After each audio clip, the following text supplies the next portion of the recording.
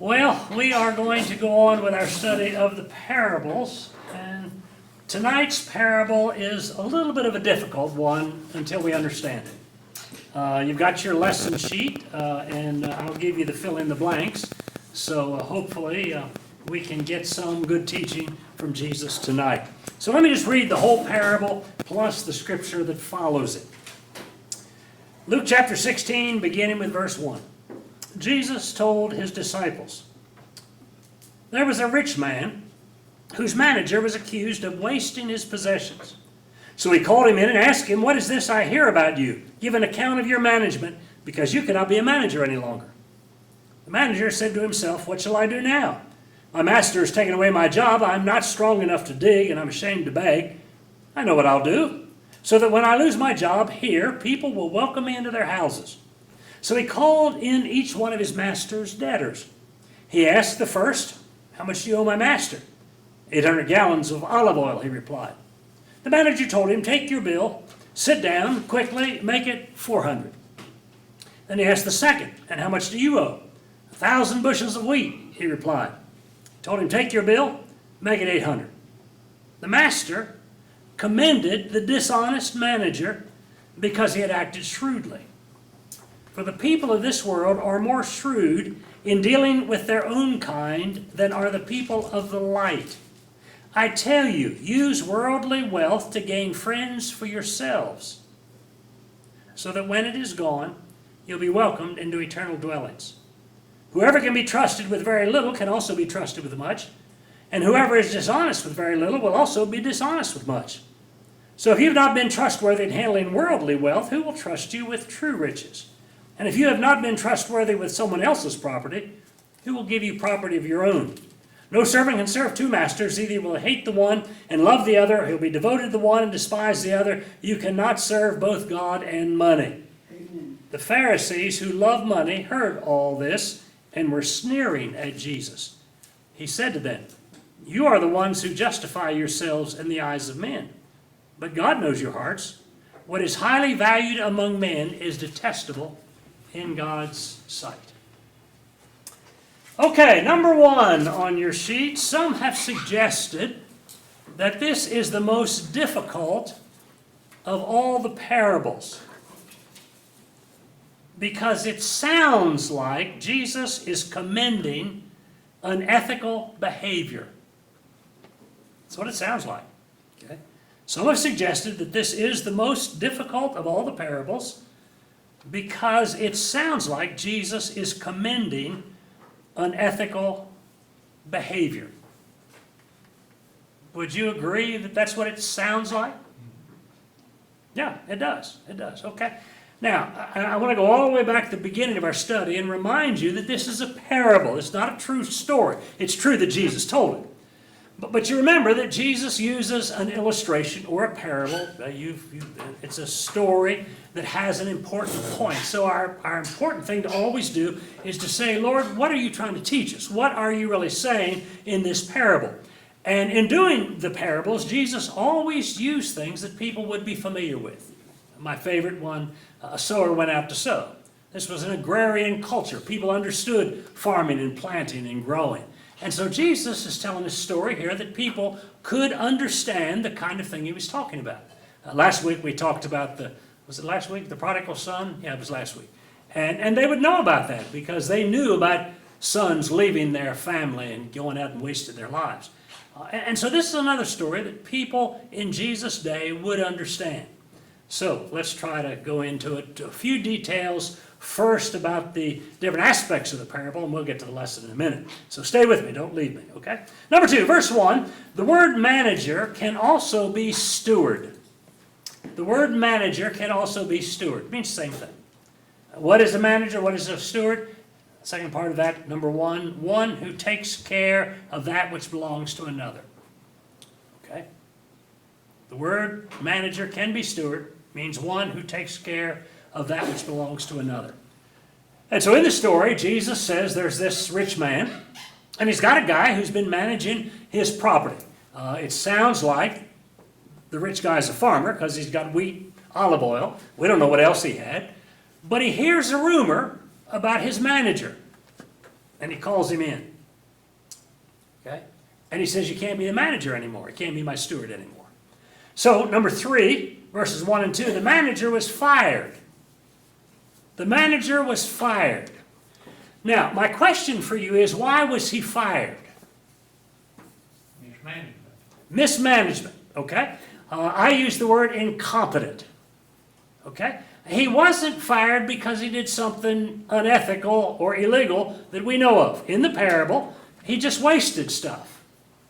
Maybe you remember the parable of the talents. The one guy buried his talent, didn't do anything bad. He just didn't do anything. So maybe this guy didn't do anything. We don't know. It's a parable. So what I have for number 3 is verses 1 and 2. The manager was fired because he was incompetent. He wasn't doing a good job. Number 4, the manager comes up with a plan. He comes up with a plan. Now, what is the purpose of his plan? He says in verses 3 and 4, what shall I do now? I'm losing my job. I'm paraphrasing. I'm not strong enough to dig, and I'm ashamed to beg.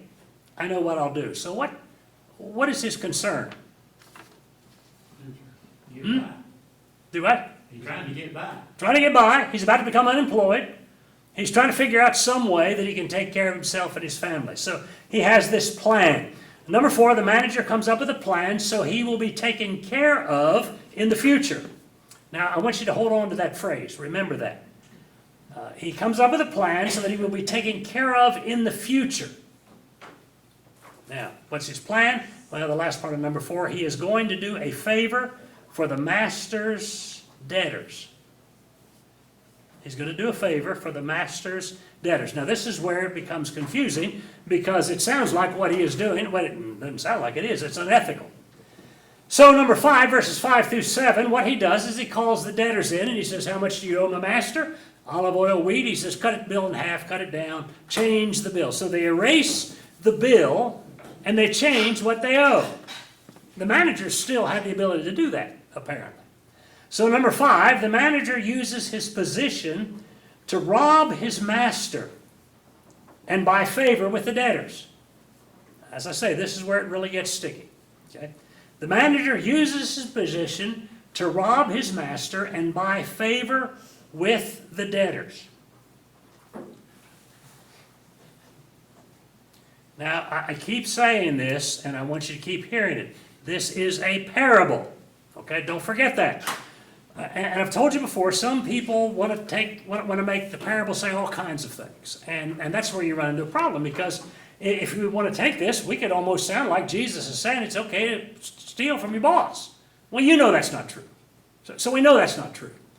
So Jesus has a point, and he's telling a story to make the point. So we haven't gotten to the point yet. We're still in the story. Everybody with me? Questions up to this point? Okay, good. We're in good shape then. All right, now we're going to get a little closer to the point here. Number 6, verse 8. I want you to notice the first part of verse 8. The master commended the dishonest manager. Notice Jesus calls him dishonest. The dishonest manager. But why? Why did he commend him? Notice what it says. Because he acted shrewdly. He doesn't commend him for being dishonest. He commends him for acting shrewdly. So, let me give you number 6. The master, who by the way, of course, was a businessman, recognizes the shrewd action of the manager and commends him. Not for being dishonest, but for his shrewd action. The master, a businessman, recognizes the shrewd action of the manager and commends him. He doesn't commend him for being dishonest. He commends him for being shrewd. I say again, remember it's a parable. Okay, so that's the parable basically. The application will begin in just a moment. But questions about it, or pushback, or disagreement, or whatever. Do you see where people could take this and misuse it? Yeah. If you don't understand it's a parable, somebody might say, well, Jesus taught one time that it was okay to steal from your boss. Well, no, Jesus didn't teach that.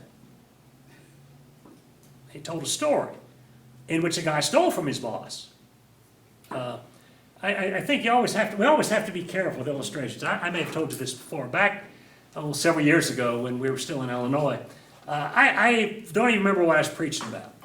But I used just a kind of a little brief illustration. I said, just imagine, Bill Gates called me up to get some advice about something. I had a lady come up to me after and said, Drew, did Bill Gates really call you? No, of course not. Hopefully nobody would recognize Bill Gates, doesn't know me and not going to call me. But you have to be careful with stories, that people understand the difference between a true story and a story that tells the truth. Did that make sense? Okay. There are stories that may not be true stories in the sense like Bill Gates called me. He didn't really call me. But it did tell the truth, whatever it was. I don't even remember what it was I was trying to tell the story. Okay, so number 7, Jesus now begins to make application. Jesus now begins to make application. So let me read the second part of verse 8.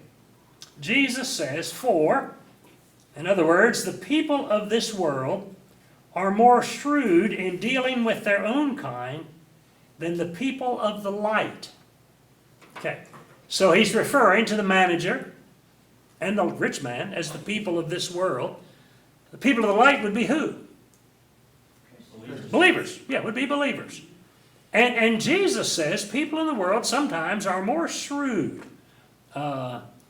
more, I'll use the word in a minute, worldly wise, than sometimes people who are Christians.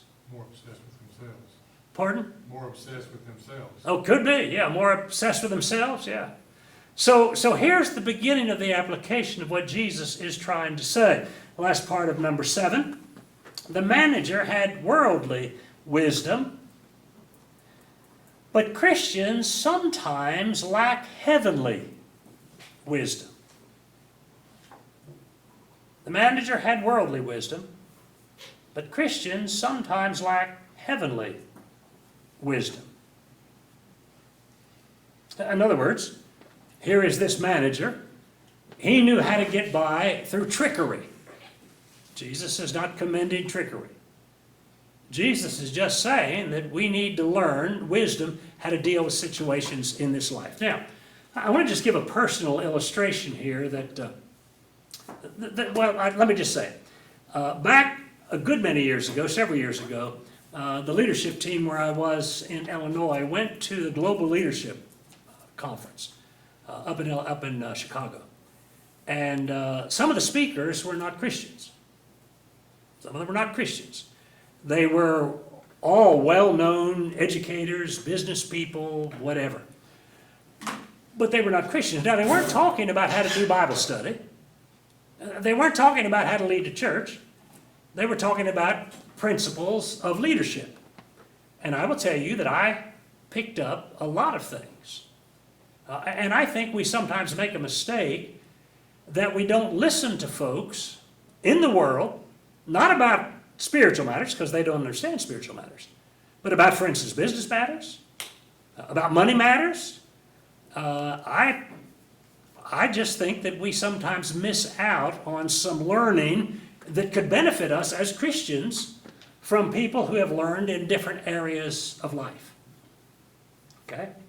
So I really believe that one of the things that helped me and helped us as a church in Illinois is because, now there were Christians there teaching as well, but we learned a lot of important principles that really helped us in knowing how to do a better job of accomplishing what we wanted to accomplish in this world.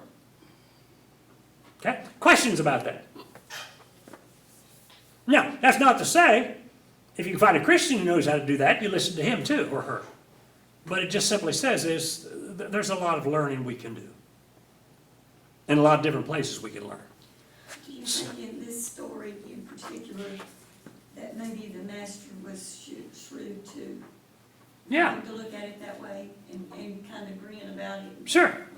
Sure, yeah. Probably the master, as I say, was a businessman. Probably he cheated people. This was not strange behavior for him. He didn't get upset about it. No, That makes you think, That's right. Yeah, could very well be, Kathy. Yeah, good point. Good point. All right, anybody else? Okay. Now, I want you to compare two verses. Verse 4 and verse 9. Verse 4, Jesus has the manager say this: I know what I'll do so that when I lose my job here, people will welcome me into their houses. Okay, notice what the manager is saying. I'm about to lose my job, and I'm going to do this so that after I lose my job, people will welcome me into their houses. Now, listen to what verse 9, what Jesus says, comparing those two. I tell you, use worldly wealth to gain friends for yourselves, so that when it's gone, you'll be welcomed into eternal dwellings. Now you compare those two. Let me change the wording just a little bit to help us with the comparison. The manager says, I know what I'll do when I die. I'll have made friends so somebody will take care of me. Or change it a little bit, when I lose my house, all my friends will take care of me. Jesus says, talking to people, Christians, use worldly wealth for a benefit, and you'll be welcomed into eternal dwellings. Now, don't lose this. This is not about being saved by our works. It's not that at all. Okay? Please understand. So, number 8, compare verses 4 and 9. The lesson is how to use possessions for the future. That's really what this lesson is about. How to use possessions for the future. Now, we're not talking about retirement. We're not talking about long-range planning. We're talking about something much, much more important than that. So, how can we apply that concept of using possessions that we have as Christians that will benefit us in the future? Can you think of any other stories that Jesus told?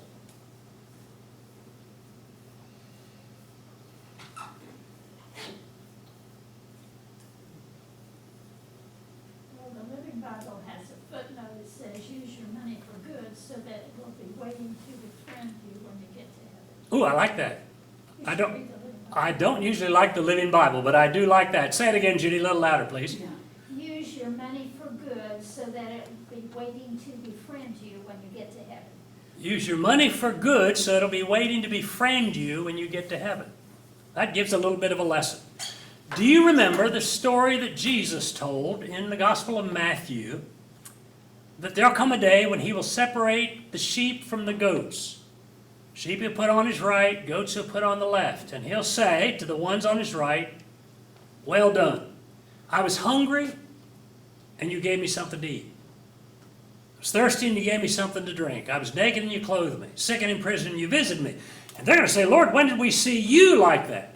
And he said, as much as you did it to one of the least of these, my brothers, you did it to me. And then he's going to say to the other folks. Now, he doesn't say that they did something bad.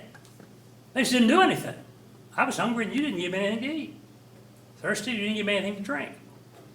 So I'm understanding that Jesus has taught us that what we do with what he has put in our hands has eternal consequences for either good or bad. Now again, please understand, this is not suggesting that if I am very wealthy and I give millions of dollars away, that that's going to get me into heaven. Doesn't work that way. The only thing that will save us is the work of Jesus Christ on the cross and our willingness to yield ourselves to him and allow him to save us. Our good works will not save us.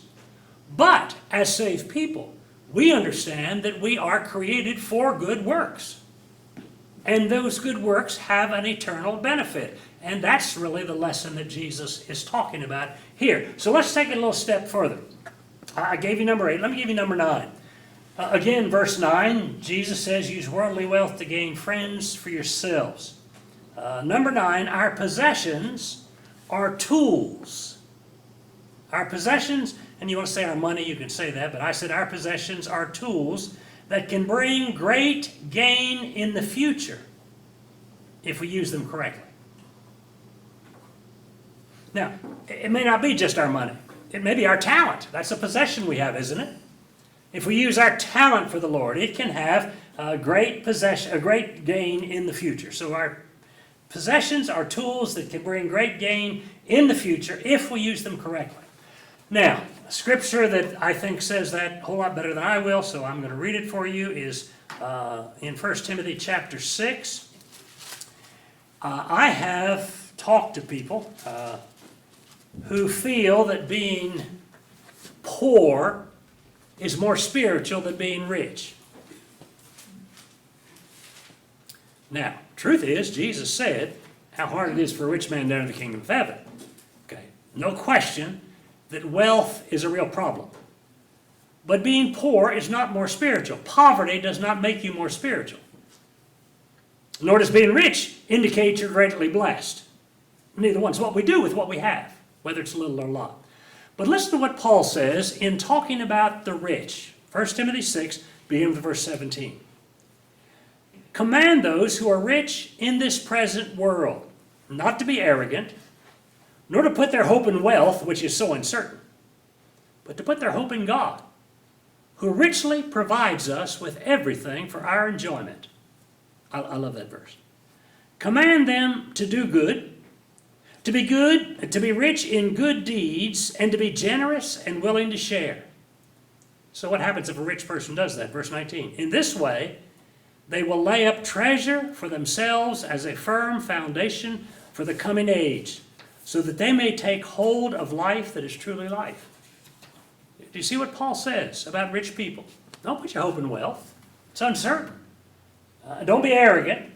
Rather, use what you have for good, and what you're really doing, and what we're really doing, whether we have a little or a lot, is we're laying up treasures in heaven. And so I see a connection here with what Jesus is saying about the fact that our possessions are tools that, if we use them properly, can have great gain in the future. All right. Number 10, verse 10. He says to people, whoever can be trusted with very little can also be trusted with much. And whoever is dishonest with very little will also be dishonest with much. Now, Jesus, in these next verses, is going through some various teaching after the parable. Number 10, how we use what we have is an indicator of our heart. How we use what we have is an indicator of our heart. Verse 13, no one can serve two masters. Either hate the one, love the other, be devoted to the one, despise the other. You cannot serve both God and money. So what we do with our possessions, with our talent, with our time, is an indicator. It really comes from the heart. All right, I'm going to do one more and then see if you have questions. Verses 10 through 12, we are reminded that what we have is not our own. We are just managers of that which belongs to God. We are reminded that what we have is not our own. We are just managers of that which belongs to God. So Jesus is talking about being faithful with little. And he says in verse 11, if you've been trustworthy in handling worldly wealth, who will trust you? If you've been untrustworthy, if you've not been trustworthy in handling worldly wealth, who will trust you with true riches? And if you've not been trustworthy with someone else's property, who will give you property of your own? In other words, again, he's saying that we are stewards. And if we don't use what we have effectively, properly, generously, and all those other good words, who's going to trust us with heavenly goods? Okay? Now, pushback, questions, disagreement, additions, corrections. Ties in very nicely the parable of talents. So use it to his glory. Yeah, It's his end. yeah. It does remind you of the parable of talents in several different ways. Sure does. Yeah. Okay? I guess I sort of struggle threading the word shrewd through all this, and what the shrewdness really means in this parable.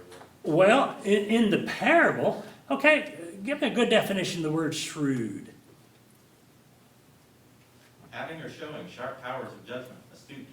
Thank you. Say it again. Having or showing sharp powers of judgment, astute. Sharp powers of judgment or being astute. Astute. Clever, I think. Clever is a good word. So- Yeah, I think that's a good word, clever. I think what Bill is saying, shrewd, does not have a good connotation. Oh, I agree. I kind of think of conniving. Conniving? This guy was conniving to figure out a way to, he's gonna look good to all these people, Okay. even though he's doing his master bad. You work for a lawyer. I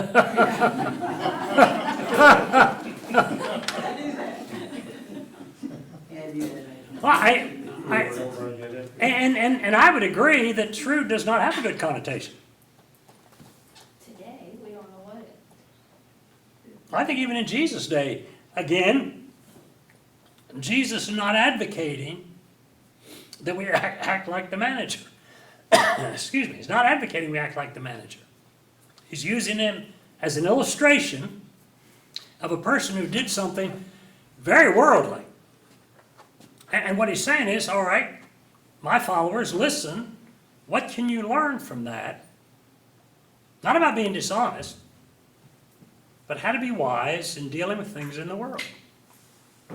Yeah, I mean, you gotta think about it. This guy, he's apparently not strong enough to work in an agrarian society where you need physical strength to work, right? So he's literally gonna become a beggar. Right. So he's Too proud for that. He's taking the resources that he has at his disposal, which is his manager's wealth, and he's saying, how can I turn this into something that's not begging for a living? So he's, using what he's got to further his future, and I think that's kind of the message, right? How can we use what we've got to further our own futures? It's not about being dishonest, it's about being shrewd and astute. It's about learning a practical lesson. Yeah. Very much so. Thank you. Good, good. So yeah, I would agree that the shrewd does carry a negative connotation, but But if it means clever or astute, then those are not negative. yeah, I think it depends. A lot of things depend on the context. I think we as Christians can do things that are signs of wisdom. I've told you before. One of the prayers that I've prayed, I think probably more than any other prayer, has been when I'm in a difficult situation, going into a funeral home, been a tragedy, going to sit down with a counseling session with people in trouble. And I pray this prayer. James 1, remember, says, if anyone lacks wisdom, let him ask of God. And I have prayed that prayer so many times. Lord, I'm about to get into something. They didn't teach me how to deal with this in college. What in the world am I going to say? Lord, please give me wisdom. And I will tell you honestly, there have been times I've said things and I actually thought, I never thought about that before. Where did it come from? I believe God gave me a word or a sentence. It's not prophecy. It's not, it's not God's voice speaking through me. I believe He took all of the experiences that I've had through the years and somehow drew out of that something that I needed to help in those situations. And I sounded wiser than I really am, but we give God credit for that kind of thing. Okay? Life experience does make a difference. We learn. Okay? Other questions? Anything else? Okay. All right, let's go on. Number 12. In verse 12, Jesus says, and if you have not been trustworthy with someone else's property, who will give you property of your own? Now, that was one of those verses that really created a lot of question for me. Is he talking about property in this life or something else? You will remember there's a time where the apostles asked Jesus, said, we've given up everything to follow you. What will we have? And he talks about you'll have houses in this life and greater in the life to come. So is that what he's talking about here? Well, I don't think so. And I really tried to search out a lot of commentaries to get some wisdom from somebody else. So let me give you what I found. Number 12. Verse 12, property of your own refers to our eternal dwelling. And I think all the commentaries I read agreed with this. Property of your own refers to our eternal dwelling. What we do with the physical in this life impacts the eternal. Property of our own refers to our eternal dwelling. Remember, Jesus said, in my Father's house are many rooms. If not so, I would have told you. Go there, prepare a prayer place for you. What we do with the physical in this life impacts the eternal.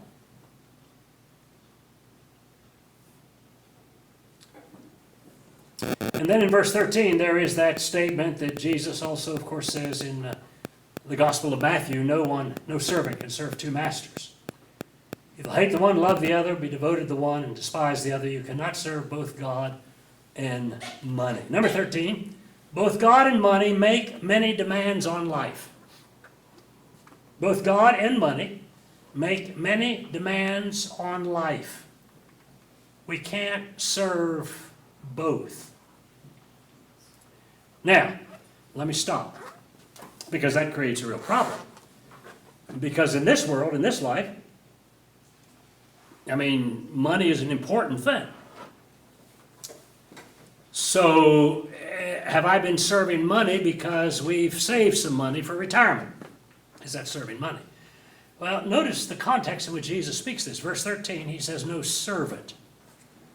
A servant is someone who belongs to another, who lives under the rule of another. And so it's not a matter of using money. Money is a tool. By the way, you remember, Paul says that the love of money is the root of all kinds of evil, not money itself. Money is neutral. It's neither good nor bad. It's what we do with it. Money can be used for evil, can be used for good. Money can be used to hurt people or help people. And so we have to see it as a tool and decide what we're going to do with this tool. Am I going to let that tool become the ruler of my life? Or am I going to let it be a tool that I will get to use because God's blessed me with it for the benefit of my family and for the benefit of other people and benefit of the kingdom? And I think it's important we look at it that way. So when we begin to think about this concept of not serving two masters, it's putting ourselves under the rule of, are we under the rule of money? Does it rule our life? And I've known people that it ruled their life. That was their whole life. Stock market go down, they'd go crazy. Worst thing ever happened. And money was the most important thing in life. Whereas, the other hand, if God is the most important part of our life, and money is just a tool that we use, it's a very acceptable thing. Okay? So, number 13, both God and money make many demands on life. We can't serve both, that is, be under the lordship of both. Love for money causes us to hoard. Love for money causes us to hoard. Do you know how much money is enough for a rich person? It's a little bit more. A little bit more. Yeah. Okay. Causes us to hoard. God calls for us to be generous. God calls for us to be generous. And I call you to remember the rich fool. We talked about that a while ago. Let me turn back to Luke chapter 12. If you remember, the rich fool in Luke 12 starts in verse 13. The guy had been a successful farmer, successful businessman. Things had gone well. He's going to build more barns so he can get more stuff, and he's going to have a party the rest of his life. Verses 20 and 21, but God said to him, you fool, this very night your life will be demanded from you. Then who will get what you have prepared for yourself? Now listen to this next verse. This is how it will be with anyone who stores up things for himself, but is not rich toward God. Notice that last part of that sentence. It doesn't say this is how it will be with anyone who stores up things for himself. End of sentence. Did you get that? The problem was not that the man was rich. The problem was he wasn't rich toward God. He had used his wealth all for himself. And I go back to that scripture that we looked at in 1 Timothy 6, where Paul says, he doesn't say to the rich, get rid of all of it. What he says is be generous, willing to share, and you're laying up treasure for life to come. Okay, so did you get all that? Number 14, there's always some pushback when you begin to talk about money. What was that last part of 13? Remember the rich fool. Luke 12, 20, 21. The Pharisees, verse 14, and remember Jesus always had somebody in the audience in mind when he told a parable. The Pharisees who loved money heard all this and were sneering at Jesus. He said to them, "You are the ones who justify yourselves in the eyes of men, but God knows your hearts. What is highly valued among men is detestable in God's sight." Do you know basically what the view was of wealthy people in Bible times versus poor people? Talking about the view of the poor people towards the rich people, Yeah. wouldn't do that. Okay, but how did most folks, what did most folks think that wealth said about the person? That God had blessed them God has blessed him because of their, faithfulness or something like that. because of whatever, but they associated blessings with wealth. Wealth indicated blessings. Okay? So if there's a poor person, what that indicated? Not blessed. Not blessed. What did you do? Remember Job? Remember that Job's comforters came and all the problems he had gone through, and they said, "What have you done to deserve this?" It's almost like karma, which is not a biblical doctrine, by the way, but it's almost like that. That what comes around, what goes around comes around. One of the things that I saw on my several mission trips to India was the way that the lower caste were looked at by the upper caste. India will say we don't have a caste system. They still do. And the way they would look at the lower caste people. There was actually a group of the lower caste, I don't remember the Indian name. They were called the Untouchables. And one time we went to a village, 2 villages to preach, and we finished in the higher caste village first. And they said, "Now we're going to this next village." It was a little farther than the kitchen. And our translator said, "Get in the car, we'll drive." And I said, "Oh, I don't mind walking." No, we can't walk. From the high caste to the low caste. That would not be accepted. So we had to drive around a little bit to go to the other village. And so this view is a view that a lot of people have. Notice Jesus said to the Pharisees, "You justify yourself in the eyes of men." It's not hard to say, "Look at me. I'm successful, so that means God has blessed me." Number 14, this teaching did not go well with the Pharisees and with some Christians today. I said this in a sermon a couple of weeks ago, maybe longer than that. If you ever hear anybody say, all the church ever does is ask for money, they're giving you an indication of their heart. They're giving an indication of your heart. There's a problem there. Okay? So, in verse 15, let me finish up here. I already read verse 15, didn't I? Number 15, the issue is not with money, but with our hearts. The issue is not with money, but with our hearts. Jesus said in Matthew 6:21, "For where your blank is, there your blank will be also." Fill in the blank.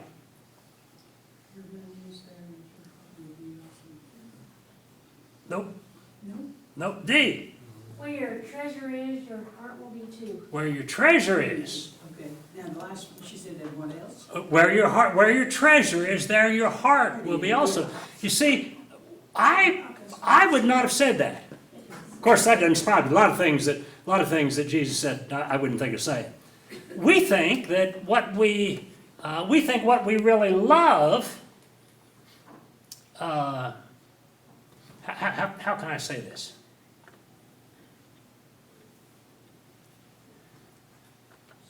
We think what we really love, then we pour into it. Jesus said, what you pour into, that's where your heart will be. Where your treasure is, what you invest in, what you give your life for, your heart follows. Where your treasure is, there your heart will be also.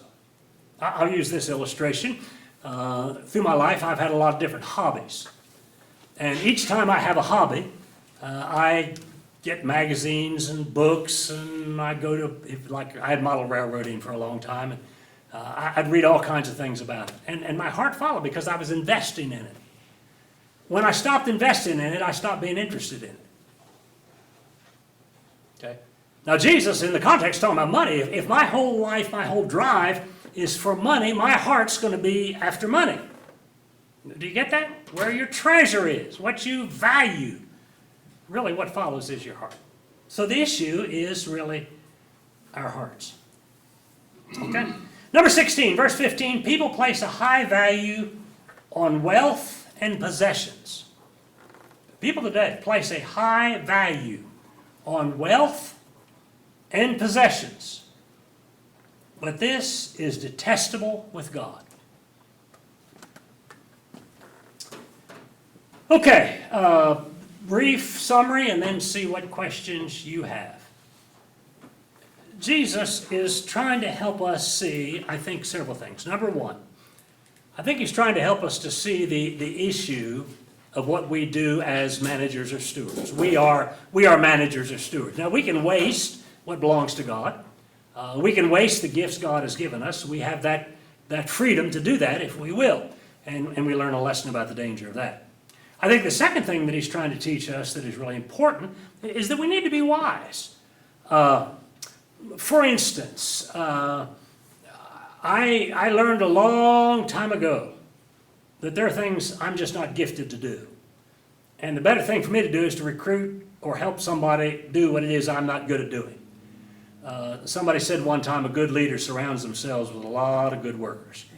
And I think that's one of the things I think that's wisdom. I think it's one of the things Jesus teaches us. The fact that call it shrewd, call it what you want. I just think it's a wise thing to learn those kind of things. So I think Jesus is trying to teach us that lesson as well. What it means to be a manager and what it means to be wise in the world even. And then, of course, the most important lesson is what we do with what we have is going to have an impact for eternity. Doesn't mean it will decide whether or not we get into heaven. That's decided by the blood of Christ. But, the Bible says in 2 Corinthians chapter 5, we will all give an answer for what we've done in our bodies, whether good or bad.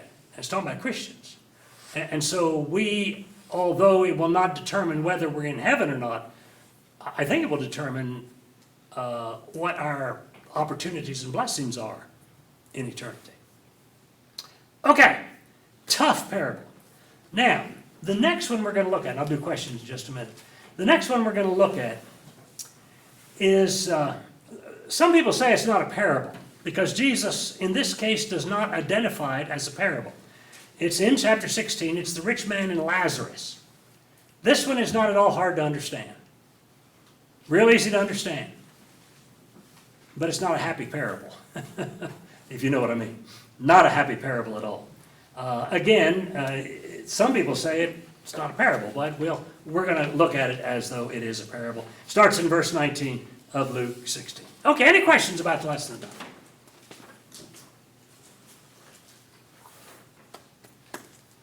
We all okay? I'm not sure what I learned. Okay. Now, you know the good thing about that, Bill? The good thing is you can go home and chew on it a little bit. That's why I give you this paper and look at it and Yeah. see what you come up with. Particular area? No, I was studying before I came over and looking it over, and it didn't make the slightest bit of sense. Are you any closer to making sense? Yes. Oh, okay, good. Right at the very end, I think it all clarified in the last 10 minutes. Okay, good. Good. Well, and I said at the beginning, some people, every commentary I read said basically one way or the other, this is the most difficult of the parables, not so much to understand, but because it's so different from Jesus' teaching, because it does sound like he's allowing unethical If I tried behavior. to explain this to a friend who was outside the church, you would never get anywhere. You No. completely get stuck in it. Oh, that's right.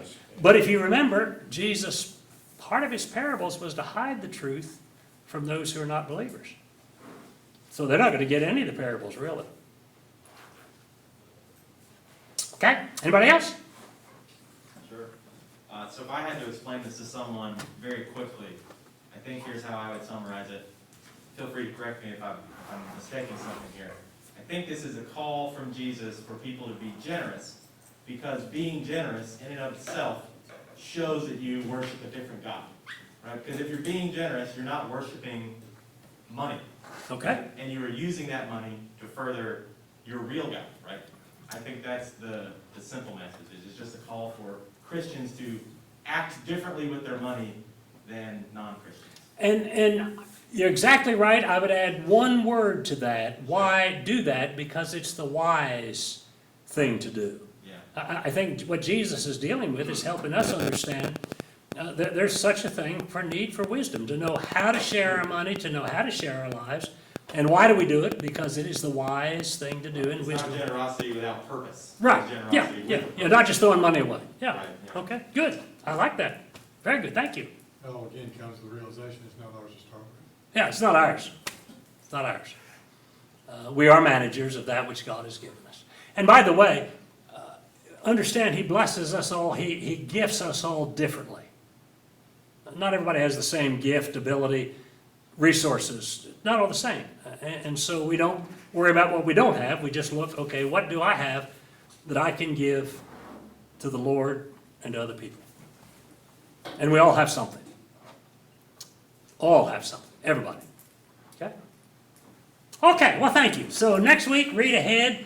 Oh, the rich man and Lazarus. We won't, yeah, Brenda? I heard from Susan, they're okay, they just had a late evening where everybody come in late and couldn't get here. Oh, okay, all right, okay, well, tell them we missed them. I'll try to remember to tell them Sunday. Okay. Let's close with prayer. Father, thank you for your word. We know that you have given us this word for our benefit. And I pray that we might think about it, that we might meditate on it, that we might learn from it, and that we might let it be a guide for us as you lead by your Holy Spirit. Thank you for our time together. Bless our fellowship, our mutual encouragement, and help us, Father, to do what we can to reach other people with the good news of the gospel. In Jesus' name, amen. Thank you, folks. Good to see all of you tonight.